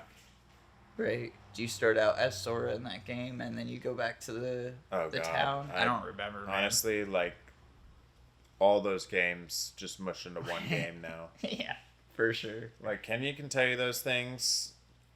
She's pretty good about it. Like, I think she's seen all the lore and stuff, like, watched all the videos 100 times or whatever, too. But, like, I've watched the video a couple times. I still couldn't tell you exactly who's in what universe, and these people are digital, and this isn't even real, and this is I can tell you, and I'm just like, I know that stuff. The timeline of when things happen, of like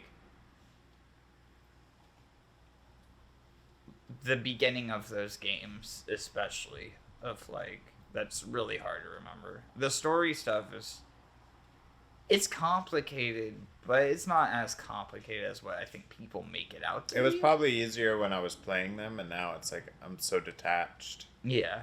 from them that yeah.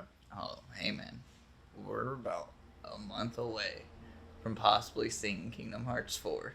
Wow. And I'm gonna fucking lose it when I see it. Dude, I'm so... Like, Kingdom Hearts 3, I mean, I was excited for it. I never went back to the DLC. Yeah. Because there's a whole DLC of that game that I never played. The Remind DLC, I think is what it's called. And they did another game after that. The rhythm game. Yeah, I remember the rhythm game. I never played it, but I remember it coming out and being like, oh, you gotta play this for more lore, and it's like, no. Yeah, it has a bunch of story shit. Yeah, because 2.8, 3, and Melody of Memory are all like the start of this new arc, as well as the ending of the old arc. Because like the end of 3 is like all those dudes in the unicorn masks and stuff like that, or like talking about reviving people and stuff. It has nothing to do with Xehanort, apparently. A whole new organization. Yeah. Yeah. I'm excited, man. We got a month left until Summer Games Fest. I guess there's one more news story after this. Xbox after this was like, hey, this isn't all of it, we swear. Xbox announced a showcase for what's the date? June 9th. Xbox Games Showcase followed by a redacted direct. Airs on June 9th. The redacted is that image right there. As you can see, it's like blacked out. That's Call of Duty. Oh, okay. It's a Call of Duty thing. You remember last year when they did a Call of Duty thing? They like in the middle of the event, they were like, "Here's 10 minutes of Call of Duty gameplay." Oh yeah. It's like, what? All right, man. Here's some more. Yeah. This time we're gonna warn you ahead of time. Yeah. So this time they're just like delegating all of that to after. It's gonna be its own separate thing. Oh, that's good. Yeah. But Xbox is a lot bigger now than what it was last year, because now they have Activision, Blizzard, Bethesda, and it's normal stretch of studios. It'll be June 9th at 1 p.m. Eastern is what we're looking at. What day is the 9th? Can you tell me the day? June 9th? June 9th? God damn it. I'll fucking Google it. June 9th, 2024.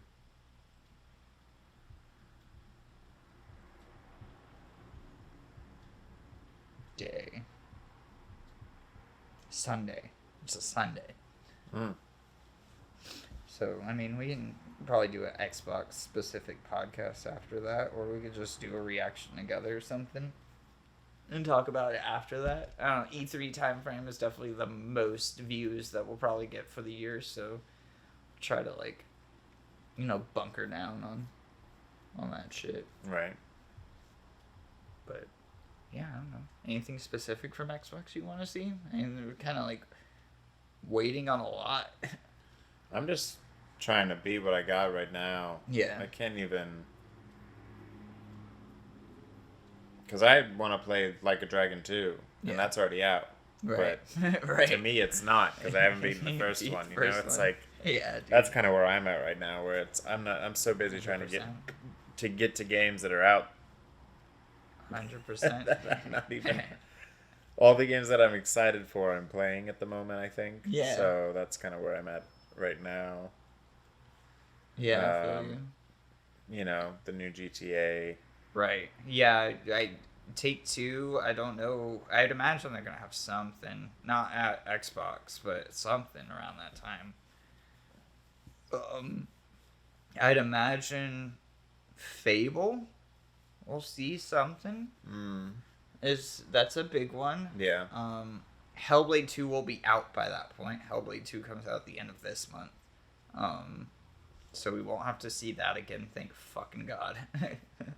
We finally have seen the Compulsion game. So maybe we'll see what that game is. Yeah. That was the We Happy Few people, and now their new game's called like South of Midnight. I think that's what it was called. Something like that. Yeah. Yeah, there was the dude playing guitar. It was all like stop motiony. And then I don't know. Yeah, that'd be exciting to finally see some gameplay from that. Yeah.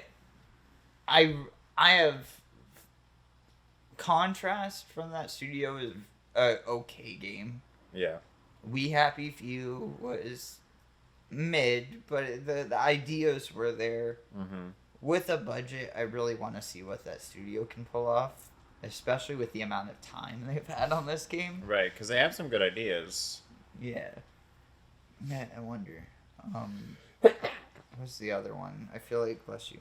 I mean, Indiana Jones. Indiana Jones, actually, I didn't put it in the news thing, but the rumor is that it's coming out in December.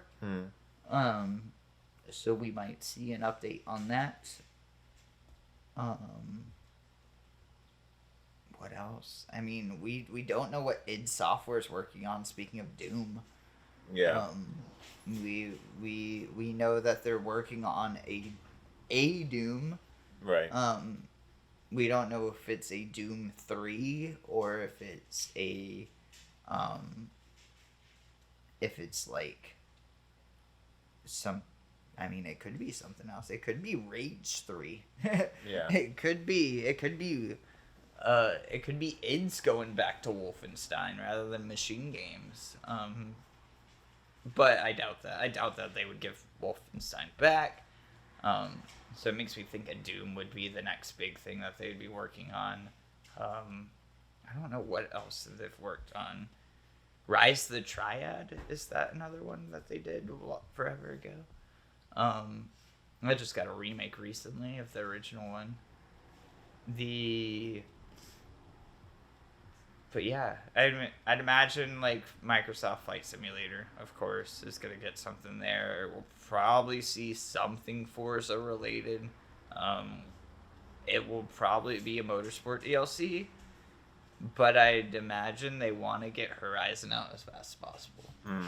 I don't think Motorsport performed to what they wanted at all.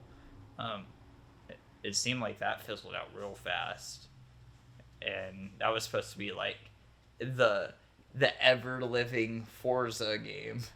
Is like that's what that game was pitched as, and it was like that didn't sell too well. Yeah, it didn't hold. Yeah, true to that. And I think it came out too close. I mean, like Gran Turismo was a while ago, but I still think it was too similar and too close for those people to be committed to it. I don't know. People really like the Horizon series, and it took a long time for the Motorsport to come out, and it kind of like people were kind of like whatever on it even before it came out. Yeah. So I don't know. Shit, that game looks fun though. Yeah. Humanity's sick. Yeah. That game. I mean, it's a puzzle game, but I just like the controlling all of those things at once. It's just fun. All of these games. This is the same studio that did Tetris Effect. And they did Res and Amplitude, I think is also them or something. Oh, word. Yeah, they do a lot of cerebral, psychedelic kind of stuff. Hell yeah, Humanity rules, dude. Another cool game. There was also a VR version of it too, so you can have the whole diagram around and like move around it. And yeah, it's really cool. Damn. Anything else you want? Anything else you got planned this week? Anything special? Not this week. Just been kind of chilling. I got an oil change coming up. Oh, I just did that.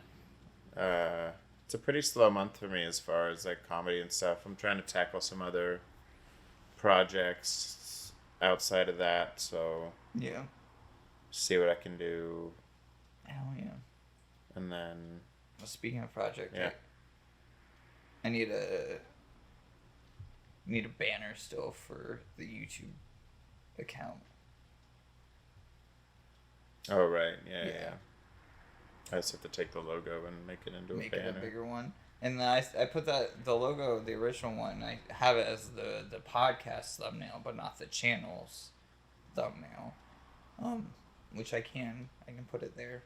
But if you got something else, I can put that there too. But I mean,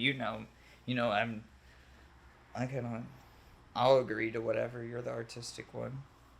I mean, I like art too, but I'm not the one drawing it. Right.